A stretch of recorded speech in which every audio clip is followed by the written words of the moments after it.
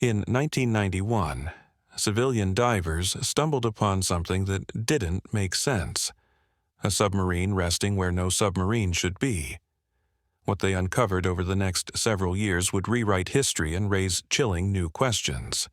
Because when they finally got inside, what salvage divers found inside the sunken Nazi Germany submarine will leave you speechless. This is the true story of U-869, and it begins with a mystery at the bottom of the sea. In the dark, churning waters of the Atlantic during World War II, death could come without warning from below. German U-boats prowled beneath the waves like sharks, silent and unseen, sinking thousands of Allied ships with cold precision. These submarines were Hitler's weapon of terror at sea, cutting off vital supply routes and leaving behind a trail of steel and oil. Of the hundreds of U-boats launched by Nazi Germany during the war, most were sunk, some were captured, a few vanished without a trace, and one of the most mysterious of all was U-869. Launched in 1943, U-869 was a Type 1X C/40 U-boat, one of the largest long-range submarines built by the Kriegsmarine. Nearly 250 feet long and equipped with 6 torpedo tubes, it was designed to travel across the Atlantic and strike enemy ships deep in Allied-controlled waters. Its mission: disrupt, destroy, disappear. U-869 was commanded by Captain Helmut Neuerberg, a seasoned naval officer. In late 1944, as the tides of war turned against Germany, U-869 was sent on its first combat patrol. The plan, according to wartime records, was to head to the Gibraltar area, a strategic choke point where Allied ships funneled through the Mediterranean. But there was chaos in the German command structure by then. Communication errors, conflicting orders, and a collapsing chain of command.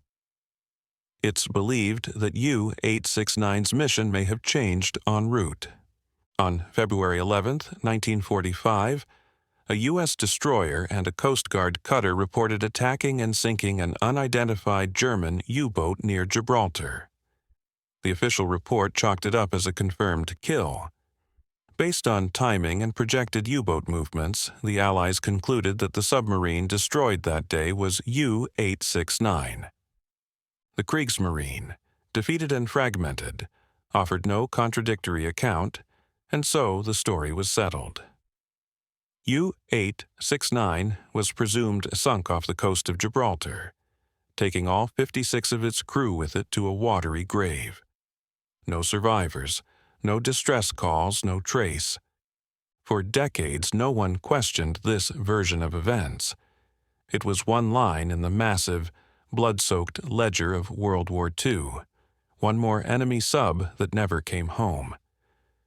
But when you look closer, the story starts to crack. First, there were no confirmed photographs or sonar images of a wreck near Gibraltar, matching the dimensions or signature of U-869.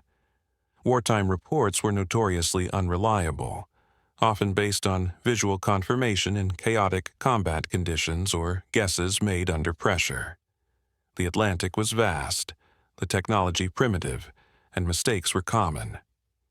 Second, no German documentation from that period ever clearly stated U-869's final position. By 1945, Germany's war machine was falling apart. Radio traffic was lost, records were incomplete or destroyed. The few logs that did survive were often ambiguous. Some experts now believe that U-869 may have never even reached the Strait of Gibraltar at all. And there was another, more chilling detail: the radio silence. German U-boats were required to report during missions, both to confirm their progress and to receive new orders. U-869 was last heard from while still in the North Atlantic, thousands of miles from its supposed death site. After that, nothing, silence, as if the ocean itself had swallowed it whole. For over 40 years, U-869 remained an unresolved mystery. ghost ship lost to time, buried in conflicting reports and fading memories. Families of the crew had no grave to visit, no wreckage to mourn, just a name etched on a memorial and a wartime file that didn't quite add up. The North Atlantic off the coast of New Jersey is a graveyard of steel. Beneath the waves lie hundreds of wrecks, victims of storms, collisions, and wars. For local divers, it's both playground and puzzle. But in the summer of 1991, a group of wreck divers found something unlike anything they'd ever seen. John Chatterton, Richie Kohler, and a small team of experienced Northeast divers were searching for unidentified wrecks using side-scan sonar. Roughly 60 miles off the coast of Point Pleasant, New Jersey, at a depth of 230 feet, their sonar lit up with an image. It was a long, narrow object, torpedo-shaped, lying on the ocean floor. Something man-made, something old. Curiosity turned to obsession when they made their first dive on the wreck. The structure was partially buried in sand and tangled in decades of fishing nets. A few passes around it confirmed the obvious. This was a submarine, a big one, and it wasn't supposed to be there. They couldn't see any hull numbers or markings at first. The structure was badly damaged, its conning tower partially collapsed, and its outer hull cracked. It was rusting slowly into oblivion. Was it American, Russian, German? No one knew. And that's when the divers gave it a nickname, U-Who. U-Who was a riddle that challenged logic. No known World War II-era submarine had been recorded as lost anywhere near this location. And yet here it was, resting silently beneath the waves for nearly half a century. The dive team began a series of return expeditions. These were not quick dives. They required trimix gas blends, careful decompression stops, and meticulous planning. Inside the wreck, they found German gauges labeled in metric units, pipes, valves, and instrumentation. It was clearly a German U-boat. But which one? The turning point came when they discovered a butter knife, tarnished but intact, engraved with the name Horenberg. Not a model number, a man's name. This changed everything. Using naval records and crew lists, the divers traced the name to crewman Georg Hugel Hornberg, listed as having served on U-869. The divers kept digging, both underwater and in the archives. On a later dive, they recovered valve manifolds and diesel engine parts with serial numbers. They traced these numbers to shipyard records from Deschimag A.G. Weser, the German company that built U-869. The pieces matched. Against all odds, these civilian divers had identified the mystery wreck. In 1997, 6 years after the first dive, the United States Navy officially acknowledged that the submarine wreck off New Jersey was indeed U-869. The implications were massive. U-869 had not been sunk near Gibraltar, as U.S. military records had claimed since 1945. It had died off the American East Coast, a full 3,000 miles away from where history had placed it. When salvage divers confirmed that the wreck off New Jersey was, beyond any doubt, German U-boat U-869, a new mystery surfaced. Why did it sink? Two prominent theories emerged. One, U-869 was destroyed by its own weapon. Two, it was destroyed in combat by U.S. warships.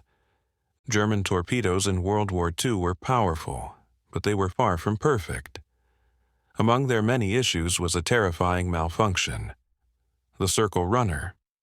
A torpedo designed to run straight would, due to a faulty gyroscope or control surface, curve into a wide arc, eventually looping back toward the very submarine that launched it. The result? A self-inflicted kill. Supporters of the circle runner theory believe this is exactly what doomed U-869. They argue that after firing a torpedo, the weapon veered off course and circled back. The wreck shows significant internal blast damage consistent with a torpedo detonation close to or against the hull.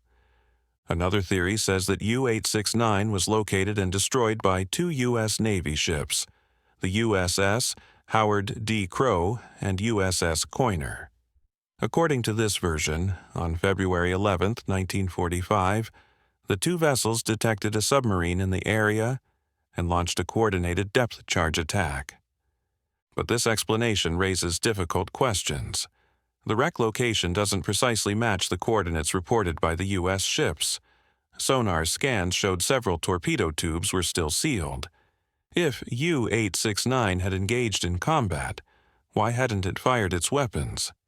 As divers spent more time inside the sunken U-boat, the clues painted a conflicting picture. The forward section showed heavy damage, crushed inward, twisted by force. Some internal compartments were imploded, suggesting a shock wave from inside, not from a depth charge exploding nearby. This points toward a localized internal explosion, possibly a torpedo that detonated while still in the tube. Adding to the confusion were the crew positions inside. Skeletal remains suggested that no one made it to escape hatches. There was no attempt to surface, no signs of an emergency ascent. It happened fast, violently, without warning. For years, divers had explored the wreck of U-869 with the same set of risks and limitations. But in late 2024, with newer equipment and more precise dive planning, a section of the submarine long deemed inaccessible was finally reached. Trust us, what salvage divers found inside the sunken Nazi Germany submarine will leave you speechless. It was a sealed compartment, collapsed in places, corroded nearly shut by pressure and time. According to members of the dive team who spoke under anonymity, this area had likely been undisturbed since the day U-869 hit the ocean floor in 1945. Inside, they discovered what one diver called a perfectly preserved time capsule. The compartment held personal lockers, locked storage crates, and footlockers still intact. Among the recovered items were the standard remnants of life aboard a Nazi submarine: ration tins, logbooks, and clothing. But then they found something far more unusual. Items that immediately drew attention from historians and intelligence officials alike. Sources familiar with the investigation described the discovery of a ceremonial dagger belonging to a Kriegsmarine officer. Its blade is said to be etched with a motto used by elite naval units. Next to it, folded in a watertight crate, was a Kriegsmarine dress uniform still bearing the Iron Eagle insignia and a red armband with a swastika, preserved better than anyone thought possible. But what came next stunned even the most hardened researchers. Buried beneath layers of sealed documents wrapped in oilcloth was a box of Nazi memorabilia, including a pristine swastika flag folded with military precision. Alongside it were propaganda leaflets in English aimed at stirring discontent among the American public, and what appeared to be a partially encrypted codebook bearing markings from the Abwehr, Nazi Germany's military intelligence service. The find was so unexpected and so politically sensitive that it was never made public. The reason for the secrecy, the possibility that U-869 wasn't just patrolling the Atlantic. It may have been sent to deploy operatives or materials on U.S. soil. The theory remains unconfirmed, but the implications are chilling. Of the 56 men assigned to U-869, all were believed to have died when the submarine sank sometime in early 1945. But there was one name missing from the final casualty list, a man who had been scheduled to be on board but wasn't. His name was Herbert Gushewski. Herbert was originally assigned as a crew member aboard U-869 during its preparation for deployment, but due to an illness he contracted prior to the submarine's departure, he was removed from the mission. Another sailor took his place. U-869 left port without him. For decades, Gushevsky lived under the same assumption as military historians, that U-869 had been lost near Gibraltar. Then, in the 1990s, the American wreck divers began contacting surviving relatives of the original crew. Their efforts led them to Herbert, living in Germany, decades removed from the war, but still carrying the memory of those he had trained alongside. According to diver and researcher Richie Kohler, Herbert was initially skeptical when told that U-869 had been found, not off Spain, but off the eastern coast of the United States. But the evidence was undeniable. The divers presented photos of items recovered from the wreck, including personal belongings and a knife engraved with the name of Georg Högel Horenberg, one of the crew members Herbert had known. His illness had prevented him from sailing with the crew. When asked how he felt about the discovery, Herbert was reportedly moved but subdued. He acknowledged the strange fortune that had spared his life and expressed sadness for the loss of his former comrades. Herbert passed away in 2005, and he never found out about the sealed chamber, or maybe he already knew about it, just didn't want to speak. Against all odds, these civilian divers had identified the mystery wreck and proven what no wartime record ever did. They had physically located and identified U-869, showing it died 3,000 miles from where history had placed it. But the mystery wasn't entirely solved. The big question still loomed. How did U-869 end up off the American coast? Was it rerouted? Did it receive new secret orders? Or was there a failure in communication that caused it to go rogue? No record survived to answer that question. The Kriegsmarine logs were incomplete, and the men aboard U-869, every single one of them, had died with the submarine. The discovery of the sealed chamber with its Nazi memorabilia, propaganda materials, and intelligence documents only deepened the mystery. If U-869 was carrying materials for covert operations on American soil, it would explain the radio silence, the unexpected location, and the secrecy that surrounded its mission. A grave had been found, history had been corrected, but the real story of U-869, what it was doing off the American coast, what secrets it carried, and why it died in silence with its weapons unused, remains one of World War II's most haunting unsolved mysteries. Did you enjoy this story? Was U-869 lost to a tragic accident, or was it part of a secret mission that history tried to forget? Let us know in the comments below. If you like the story, subscribe to this channel and leave a like. Even in the darkest corners of history, the truth has a way of surfacing, if someone is brave enough to look for it. Thanks so much for listening. See you in the next video. Have a great day.